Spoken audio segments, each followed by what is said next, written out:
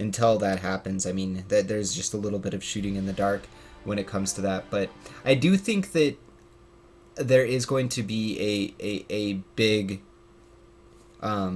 how do I want to say this? I feel like because of the long-standing history of esports at this point, I mean, it's gotten to the point where it's gotten very big. There's a lot of Overwatch is basically a collaboration of multiple esports players coming together and saying we really like the idea of this game, what this game's bring to the first-person shooter genre or to the MOBA genre, whichever side you come from of any coin, even RTS. There's aspects of pretty much every single game within this game, and so you can come from multiple different perspectives, but that in the end will make it so that ideally we have a very balanced and exciting scene, right? And the NA scene might become more of the aggressive scene, EU scene might become more a methodical scene, whatever it is, but I feel like that because we have that history, ideally the NA scene can definitely rise up to challenge the EU scene consistently. But for now, we are going to be strictly in the EU scene, and it is going to be the side of, like we said, Prets taking on the NewTeam. So we'll go ahead and update the brackets, or update the titles.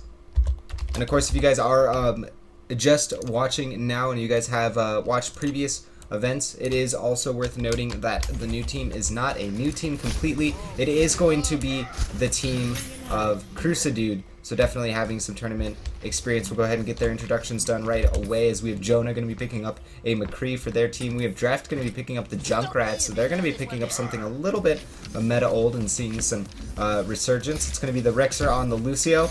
We are going to have Trove over here on the Zenyatta. Kev going to be picking up the Reinhardt, and then last but not least is going to be Noise going to be picking up his Reaper.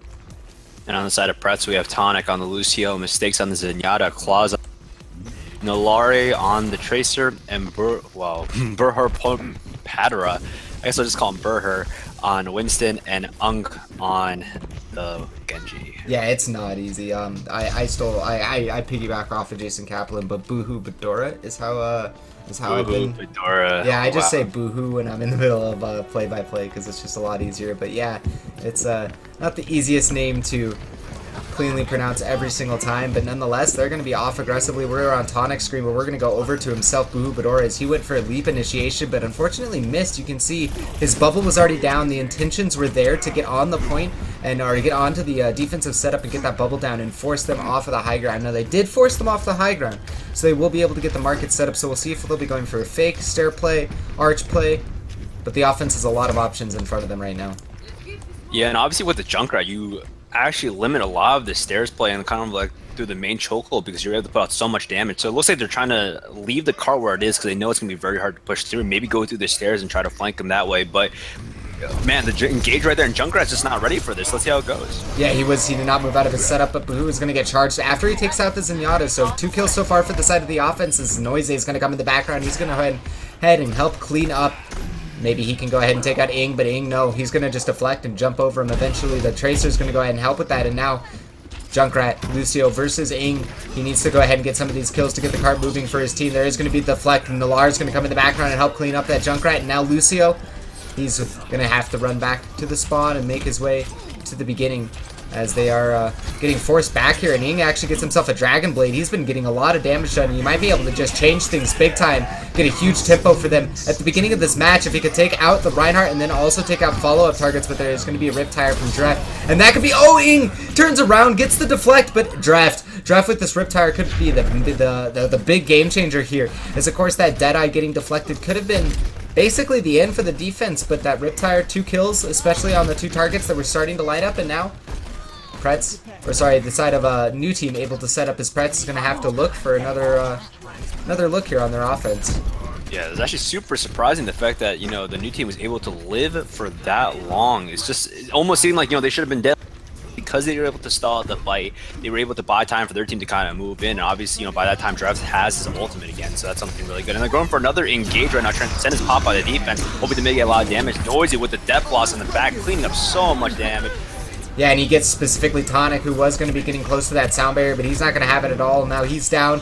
and it's going to be Ing following up as well. There is going to be a Winston Bahubadora in the background channeling, or setting up that Primal Rage, but unfortunately that's going to turn him into just a giant ult sink for Noise, as 1,000 HP with no armor, or at least the first 100 HP may have armor, but after that you're basically a 300 HP, more HP Roadhog to feed ultimate. So unfortunately I don't really agree with that decision out of Bahubadora, but it's one of those snap calls, and oh, Nalar was getting a little quiet there myself with just thinking about what's going on, and Nalar just comes up and decapitates Noise. Yeah, great Earth Shatter, really changing the fight, but I don't think it's going to do as much right now. Kev obviously is still alive, back the damage, and they're just trying to buy time for the reinforcement to come in, because when you get your DPS picked up like that, that's not a good place right now. Torb takes down Klez, and Nara going on a huge streak takes down Drex and Darixer, and hopefully that's going to probably be the end of this fight. Yeah, Nalar going to picking up a total of 3 so far. If he can get a 4th here onto the Zenyatta, that would basically secure it. He's actually going to get himself a double there. Technically, Boohoo is going to take out one of them.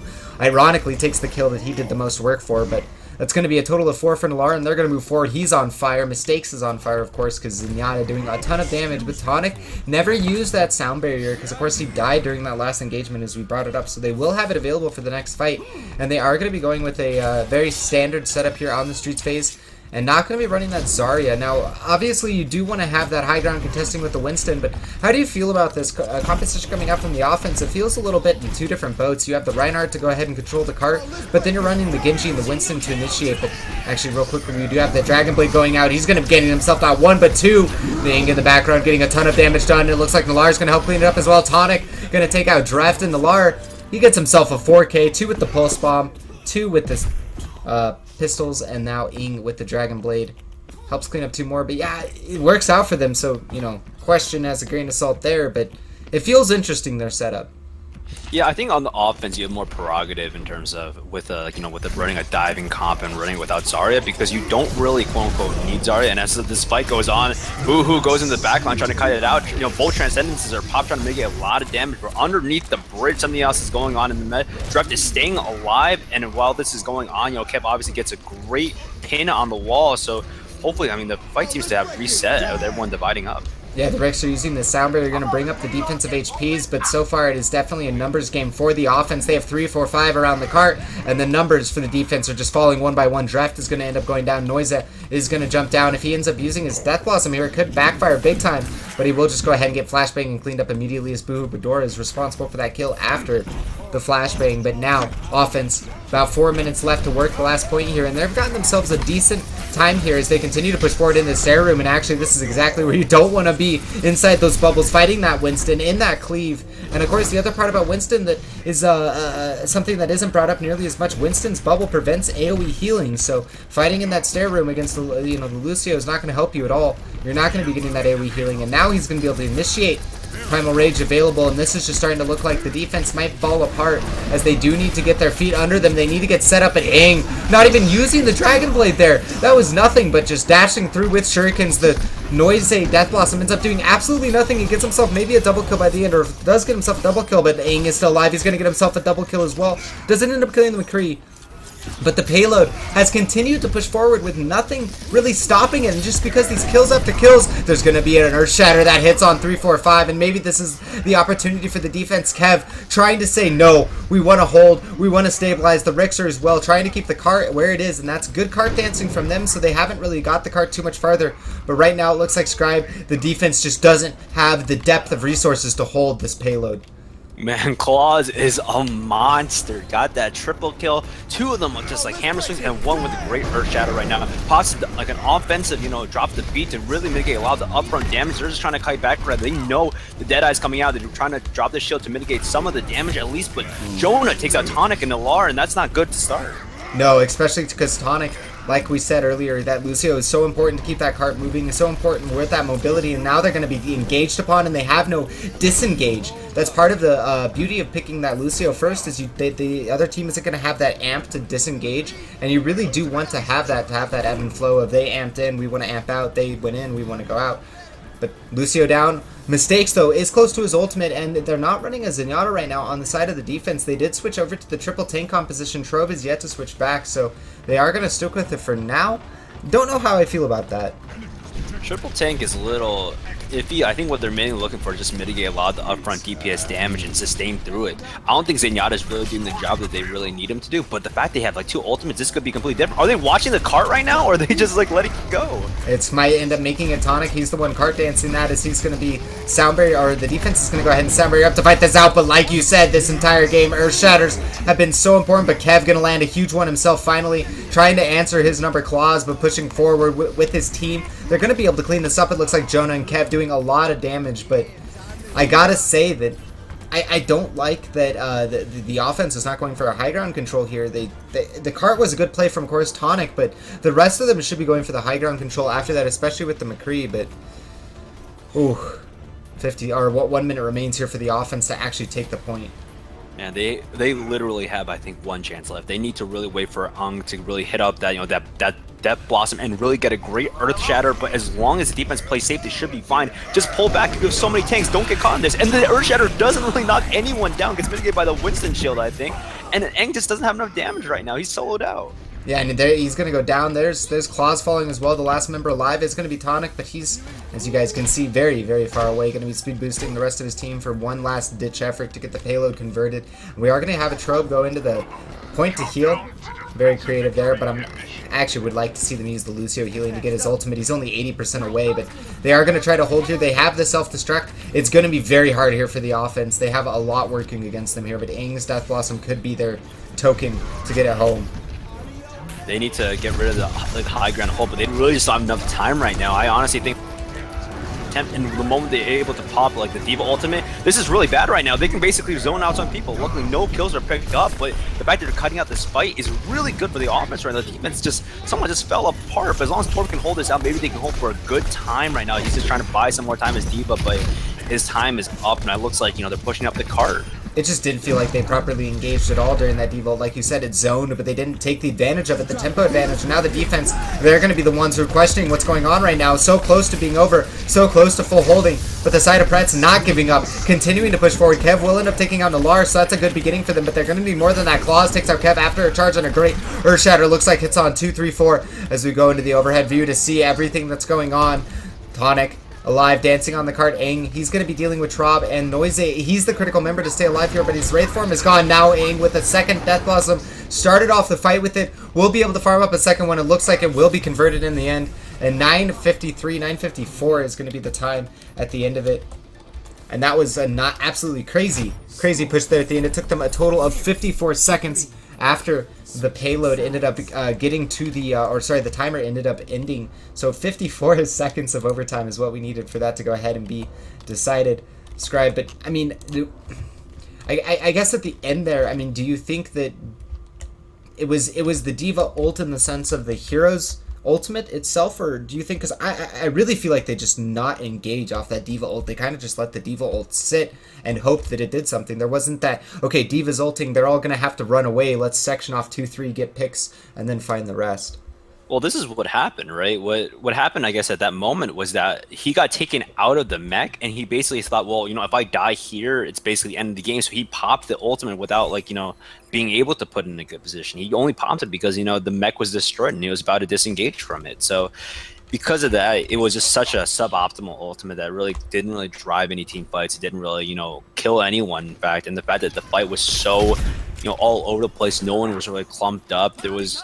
it zoned them from the cart, but I don't think that was the objective of the offense anyway at that point. I think the offense was just very split and going after different targets. So what ended up happening was that ultimate just did nothing. And, unfortunately, they were unable to hold, but they do have a really, really strong hold time. I definitely think 9:54 is completely beatable. So hopefully they get a good push on offense.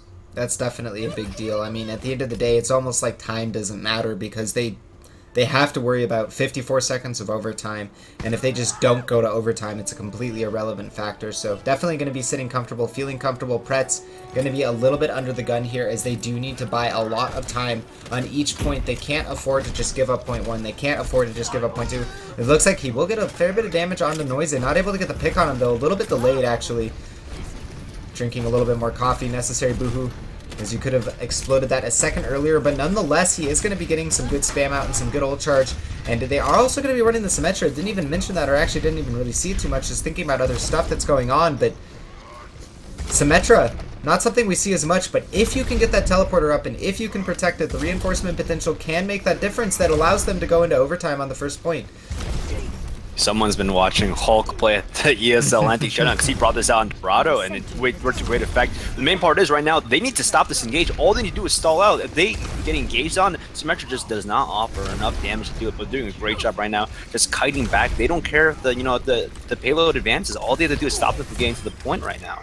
Yep, that's true. At the end of the day, it's not going to be a progression based here on this first point, but Boohoo Bador is going to take out Kev after Tonic goes down. But Dreft takes out Claw, so now they're down their Reinhardt. They're down that damage absorption, so the ultimate charge for the offense is just going to start to get absolutely huge, as we are going to be seeing Jonah be able to take out Dreft with the help, or Boohoo Bador with the help of Dreft, and now there's going to be a Graviton Surge. That was charged up incredibly quickly. And now not even able to get the teleporter down for too long. We'll see if they're able to actually get any use out of it. They need to stall up for a long period of time. The Reinhardt is on the point, but he's low on HP. He doesn't have anyone to help him out, and the contesting needs to continue for that teleporter to get any value. But Dreft, Kev, they're in the position to fight it out, and that's going to be Tonic and Boom Bador falling. Prets going to lose the teleporter. They didn't get any value out of it, and that's the problem. If you're going to be running that kind of play, you do need to hold on for a long enough period of time to get value out of that reinforcement potential. But I don't really feel like the Junkrat or the Symmetra ended up doing too much there. I like the way that the offense played it going to that far right side of Market. Yeah, what I'll say is that they got the Symmetra teleport down, but the only problem with that was because it was like mid-fight and he wasn't able to really back off, and by the time he was able to back off and safely push it, everyone was already dead, so it doesn't really matter. That Deadeye is great, but man, the Dragon Blade, they're reflecting the backline, trying to reflect some damage. Great Earth Shatter there to really divide up the fight. Man, Jonah's kind of separated. If they can get a catch on Jonah, great Earth Shatter catch on Jonah and Tradrix right there, and great, dashing the backline from Noisy to really do some more damage. Torb taking down a Boohoo, and then Drap taking out Nullar, and obviously Mistakes taking down Kev right there. Noisy though, he wants to try to recover whatever, or try to put the foot on any defensive opportunities that were left, but I was following Noisy there on the camera, and once Jonah got caught on that Earth Shatter, it was just a very awkward situation. Like you said, it was hard. They couldn't, Noisy was on 20-30 HP, couldn't really back up Jonah. They end up losing him, but still off the back of that, they end up winning that fight, and I think that's kind of an emphasis on why Zenyatta can be so big. Traub ended up getting a lot of damage out there for his team, and with that orb, just getting a lot of extra damage out with that Reinhardt. But there's a Graviton Surge hitting on 3-4-5. There was Mistakes Transcendence to go ahead and cancel it out, and Earthshatter going to basically whiff the mark here, as Kev is going to go for the charge, ends up hitting on to Miss Boo Bador and taking him down. So 2 down so far for the defense, and Noise is going to end up getting himself another kill. Aang is the only member really left to go ahead and set up the defense, but a flashbang perfectly timed from Jonah, as he is just going to melee the Genji down. You can't deflect that, unfortunately, and Noise is going to be close to another Dragon Blade, as this could be very bad here for Prets right now. They're at the precipice of falling out in the round of 16. Oh man, that was so disjointed. Ang was just caught up and trying to kill the Zenyatta that he just got kited out for that entire fight and just couldn't offer any DPS for the rest of his team, and then pulls on the Dragon Blade super late. Like, that's just not what the call you want right there. Draft's going to go down to the Deadeye of Nullar, and that could buy them this little bit of time, but right now, as it stands, if we look at the stopwatch, we look at the time on the clock, they have a total of 6 minutes left to work it. It's absolutely crazy right now, Scribe. I mean, what do you... I guess we'll see what this initiation does here for the defense here, as they need to buy time. I don't necessarily dislike this decision, but I do not like this use of the sound barrier. So Prets, definitely a little bit of indecision in the camp right now, and this could really come back to bite them, as the offense is clearly aware of what just happened. I mean, on the side of NewTeam right now, there's just so many Jonah's getting his all very soon. Hopefully this engage, he might be able to mitigate a lot of the up from damage here, and hopefully they can get through a great Earth Shatter, knocking down the Reinhardt and mitigating so much of that drop the beat damage. But at the same time, I guess it really didn't matter at the end of the day. They were able to take the fight. No, and I gotta go back to Tonic, unfortunately, making that big mistake. They're using the sound barrier, but I mean, I was going to ask if the offense should, just slow work it, go with a different composition. They had plenty of time, stick with the same, but like you said, they had all those ultimates. They end up sticking with what they got. They end up using very effectively, those ultimates, and now they still have a few left to use. They're going to be using the Deadeye to zone the Transcendence to go ahead and keep everyone topped off during this fight. There will be the counter Transcendence out of Mistakes, so to go ahead and keep everyone alive on his team, but I don't know if it's necessarily going to be enough yet. We'll find out as Mistakes does get the first kill on this fight. The defense in a much better position as they are able to control the corner, but there's going to be the Graviton Surge and the Deadeye to combo it up, as Nullar could get a lot of kills off the back of this. He ends up taking out one. That is going to be Noise, and that will allow them to stabilize off the back of it and hold on, and they need to. The time not on their side. Prets They need to get a good defensive hold. They need to get an ult advantage. And right now, they're at the precipice of being able to do that. Yeah, right now, I don't think any big ults. I mean, Buhar is obviously at 95, so he's obviously the first person just hit 100 that really is going to have his ultimate up in the fight. Noise is at 80%, and that's the person I really want to watch because that's how you're going to get a lot of the clears on offense. If they can just play it slowly enough, build up some ultimates, sneak under, force them to engage on them. As you can see in the background, the Genji's still waiting there, and the great Graviton Surge catches out with 3. Is this enough to kill them all? We'll find out here as they are going to get the Death Blossom over the top of it. Ing's going to get himself a 4K with that himself, and then also going to be able to help chase out this Genji. Now, ideally, they would like to stagger him. Again, they need to buy so much time. And it's just hard here as the defense. I mean, what do you do differently in these kind of situations when you have this much time to deal with? I mean, is it just constantly resetting yourself mentally and getting your team on the same page, or is there something special that they have to do? Yeah, I mean, right now, it just seems, honestly, that they just need to build up ultimates. I don't really think they should be too worried about the time, and please play with patience. I mean, that's all they have to do. Just patiently wait for a Noisy to really get the big kills off. Great sound barrier to really deflect that. Noisy gets taken out in the back line, which is obviously not great with a Deadeye, but Jonas obviously gets a good Deadeye off, killing Bohar, and now this fight's about even, but the Transcendence pop by the offense really is going to be a decider in this fight. Yeah, and they don't have the sound barrier anywhere near recently used to go ahead and counter that out. Mistakes is very far from his Transcendence, relatively speaking, and unless he wins the duel against Jonah, he does on a sliver of HP, but he will go down, and the offense will be able to continue to push forward, but good cart dancing coming out here from the defense of Lucio. Tonic making up for his mistakes earlier, not wanting to lose this game, knowing that they can hold, and an Earth Shatter coming out from Claus, going to absolutely shut down any of the remaining offensive hopes here, as they were getting around the corner and having the potential to take it. Claus going to be dealing with the Rixer, but right then and there, I mean, I definitely felt like that Earth Shatter was so needed. They were so close to being in a position where they might have ended up losing the point, but also Tonic, I mean, that cart dancing, have to highlight. I mean, it's something that is never brought up enough. I feel it is something that will probably never be brought up enough because it's just such a small detail in Overwatch, but Tonic did not let that cart round the high ground. Yeah, I mean, this is the issue right now. The offense is really running out of time. Kev has an Earth Shadow, which is basically all they have to work off of in this situation. The Drev, Graviton Surge, and Earth Shadow might be the thing that wins in the fight, but as long as the defense stays very separate, doesn't really group up, and doesn't allow them the opportunity to do that, I think they're in a great place to defend right now. Oh no, and they're caught in a huge Graviton Surge, and like you said, they don't have that comboed ultimate, and there's going to be Ing with the Death Blossom over the top of it. He's going to clean up too after the Pulse Bomb, so maybe a little bit of overcommittal of resources. However, Nalar can charge up that Pulse Bomb very quickly, but like you said, this is turning into a situation after Noisy goes down.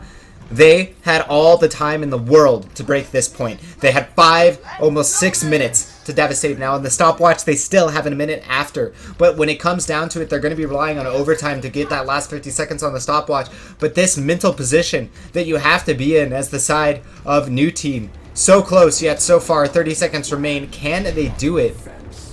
They really need to right now bait out the Claws, either bait out Claws or Tonic to ult early and then finish up the rest of the fight. They have a lot of ultimates right now. They can win this fight if it's a sustained battle, and they'll be able to push through overtime if they can.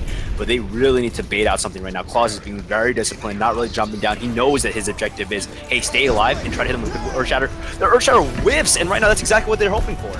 They are going to get the Pulse Bomb as well from Noisy. See how much damage they can end up doing with that. All of the ultimates in favor here of the offense as they are pushing forward. They just need to get the payload converted with 2 kills so far. It's looking like Prets might have fallen apart at the very last second here, as we do have about, I believe, 40 seconds left on the clock. We'll keep tabs on it. 48 is what's remaining on in the stopwatch, as it is going to be a stall game coming out here, and this might come down to the very last second of the very last wire. We'll see. Maybe. No! There's no one from Prets able to get there in time. The Diva's not able to boost. And that is going to be a win for the side of NewTeam with 30 seconds remaining. And, you know, every second of overtime that came out there from the side of NewTeam on their defense ended up making the difference there. If they didn't have that 56 seconds on stopwatch, it would have just been... converted, letting the players know, as it was just such an absolutely crazy match at the end there. But yeah, down to the last 30 seconds, down to the wire, and that overtime, so critical on their difference. Yeah, and that, honestly, that's gotta suck. But it's also something that, man, that's gotta be something that just upsets you. The defense you've just been holding for so long, and like I said, you know, they held it for as long as they needed to, but the offense really needed to bait it out. Honestly, that last Earth Shatter just hit nothing, and it was just kind of like, well, that's one of your two ultimates that you have to really sustain the rest of this game. And the offense just had so many more tools to really use, and because of that, they were able to push forward and go for the win. But that was just super close, and I think unfortunately, it sucks that one ultimate kind of decides the game, but that's how it works sometimes. Yeah, I mean that's the nature of incorporating a MOBA aspects into a first-person shooter, and I mean that's the other difference between class-based shooters and Overwatch is that ultimates just have a huge impact in comparison to Ubers are just more damaging or quote-unquote higher impact abilities, but it can absolutely change the outcome, and that's that's the beauty of it too. I mean, I go back to 30 seconds left, and I hate to be this guy because been the competitor, been in that situation. But Tonic, if he wouldn't have used that sound barrier in that situation, now there are other mistakes that are definitely worth going on, and Prets should go back, of course, review the VOD, see what they could have done better. But one very clean thing is that Tonic, with a properly used sound barrier there, that would have bought another 5-10 seconds, and in a game of literally seconds, I mean, it comes down to those small mistakes, and wasting an ultimate is a bigger of those. But at the same time, I mean, you have to look at it. You have to say, if we could have fixed 5 things that are 5 seconds each, we would have won that match. Yeah, and that's obviously comes down to it's hard to break it down. It's hard to say like, well, this is what you guys did right and this is what you don't do right. But at the end of the day, I think this is a great learning experience for both teams. I think this is what teams need to really take a look at. Is it's not about like, well, we won, let's celebrate and like, let's not look at the VOD at the end of the day. But a big part of this is going back, looking at the VOD and see like, well, this was obviously very close. It wasn't in. You're exactly right. It's only 30 seconds. Like someone dying earlier, someone getting picked out could easily have been the difference between this and something else, right? So what I think honestly is like they need to take a look at this because it wasn't a clean fight for either of them. It was not a clean win for any side. It just was very drawn out, very laggy at the end. And I mean, luckily the ultimates were up where they were, but I think at the end of the day, just so many. It was a game of earth shatters. That was just when you landed a great earth shatter that won you the fight, and if you missed it, well, that kind of led to great engages. But besides that, I think it was a great fight for both teams.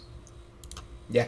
No, I agree. And Dorado definitely going all the way down to the wire, like we said. If you guys are just tuning in, thank you so much for stopping by and watching. We are going to have a lot more action today. It is just basically the beginning of the cast, really. We haven't gotten too far into it. We will be watching Copenhagen Flame take on the side, or Flames take on the side of NewTeam here in the round of 16, and we have plenty more to cover after that. If you guys would like to follow along with the bracket yourself and get updated, you can go ahead and type an exclamation point bracket. Mobot will go ahead and link you up with the bracket link itself, as well as that'll take you to the team page. If you guys are looking for more information for Go4 Cups, you can type an exclamation point standings. That will bring you to both of the overall Go4 Europe Cup page, as well as there is a separate link available there for the August standings, so you guys can see the breakdown not only for the top 12 teams that will be able to make it to the monthly so far, but also the rest of the teams that are going ahead and accruing up points. If you guys want to follow more information like we've been mentioning throughout this cast, the Atlantic Showdown is going on as well, so follow at ESL Overwatch on Twitter for more updates. And of course, as always, thank you to ESL for letting us cast, giving us this opportunity